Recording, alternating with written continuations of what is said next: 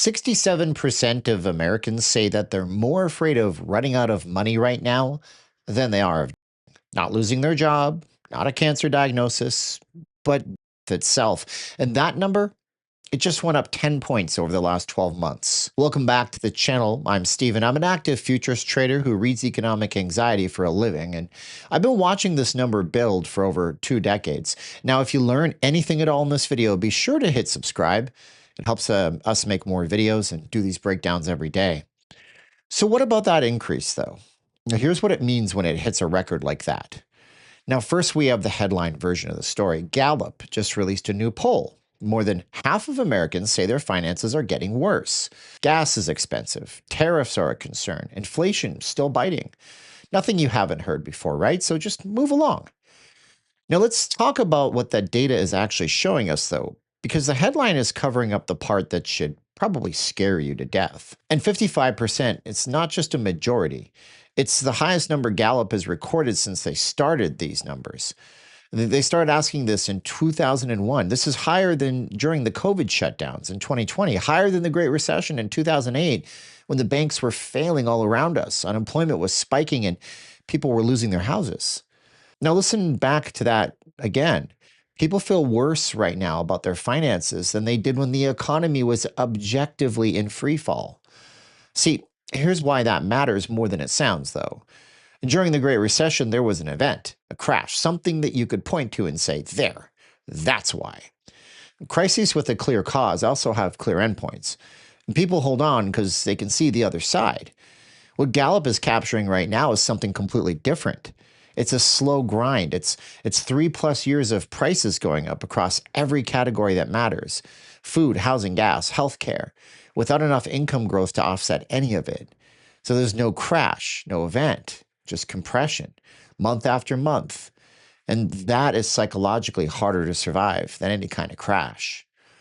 Now, here's the part that never really gets to the top part of the story. The poll asked people about what they were worried about. Inflation, energy, housing, healthcare, all expected. But the fear that jumped the most in a single year, up 10 percentage points, was the fear of outliving their money. Not a bad year, not a rough patch, but a whole life that runs out of money before it runs out of time. 62% of Americans right now are worried about retirement, and 67% of that figure, they're more afraid of running out of money than they are of passing away. That's not a metaphor. That's actually a clinical anxiety measure from one of the most credible polling organizations in the world, and it went up 10 points in 12 months. Now, watch what happens when you put the long-term fear next to the short-term one. 28% of Americans say that they're worried about making the minimum payment on their credit cards this month. The minimum. That's not paying down their debt. That's building a buffer. That's staying on the right side of a late fee on debt that's already costing them somewhere between 20 and 25% annually. That number, it's up 11 points since 2021. 11 points in 4 years.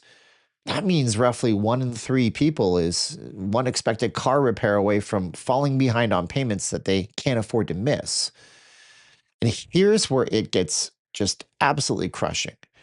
Gas hit $4.18 a gallon last week. That's the highest since the Iran conflict began in February. And Gallup flagged energy costs as the single fastest rising worry in the whole survey. It's up 10 percentage points as a top concern versus last year. Gas prices matter in a specific way that other prices don't. That's because they're visible. There's a sign on a corner you drive past every single day. When that number moves, people feel the economy before any economist can measure it. And when people feel it at the pump, everything else, groceries, deliveries, anything that moves on a truck or a train, it starts feeling worse too, because they know it's coming. So this poll isn't capturing a moment. It's actually capturing a long, slow burn. So let's zoom out right now, because here's where it shows up in the K-shape economy, according to the Gallup data. 55% is an average. Averages lie by design. The people at the top of the K are not meaningfully in this number at all. Their retirements are recovered. Their mortgages are locked at 3%. Their energy bill is a rounding error against their incomes. The financial system's working exactly as it was designed to work, just for them.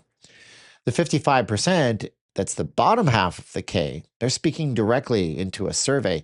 People watching the gas sign tick up every morning, and people doing math on whether the minimum payment clears this month. The people who are now statistically, officially more afraid of a long life than a short one because the long one runs out of money first. That's not a poll result. That's a portrait of an economy that has split completely into two halves. Now, if you want to understand how that split's showing up in housing, healthcare, credit, and the job markets, that's exactly what I go deep on every single day on my long form channel.